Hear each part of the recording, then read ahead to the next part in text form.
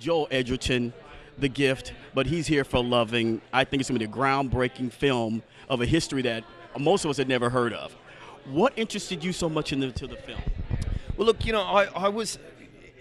Jeff could have told me to make the phone book with him, and I would have done that.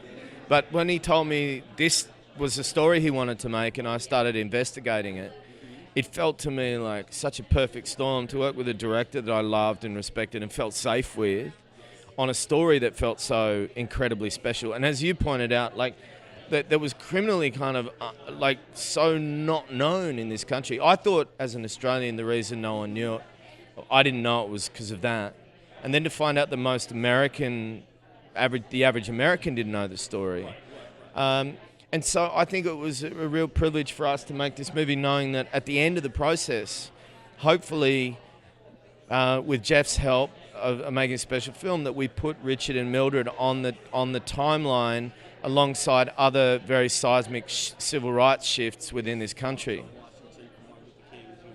And I suspect part of the reason is that this 9 years slow, oppressive kind of situation for Richard and Mildred to strive to get their freedom wasn't marked by any kind of serious kind of momentary flashes of violence or bloodshed, and therefore wasn't as newsworthy as other events.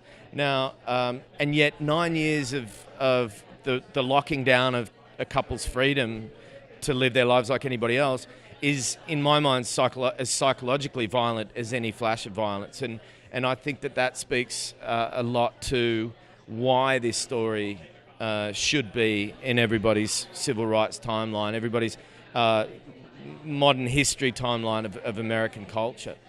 Right, we have talked about that because he had a quiet strength, like a steel backbone. He wasn't loud, but you could tell by his facial expressions what he was thinking about. So when he's doing that, or you're doing in the film, what are you thinking about when you make those facial expressions on strength? Yeah, well, Jeff and I talked a lot about what happens with Richard when he's not talking, and almost writing those unspoken words, those unspoken speeches. And to me, I had an image of Richard, and as someone who's closing their eyes and clenching their fists, like anybody who suffers ongoing injustice, of just kind of wishing that when you open your eyes, like waking up from a dream, that it would all just go away, that everybody would just leave them alone, and that the only person standing there would be his wife. Now, when you point out that Richard had a rigidity, I think he really got that strength from Mildred. You talk about a couple that are really truly together, support each other. They become each other's support. When one falls, the other corrects the balance. And I truly think Richard would have kind of crumbled without the support of Mildred and without her ongoing commitment to reaching out for the hands of help that were going to help them out of the mire of their situation.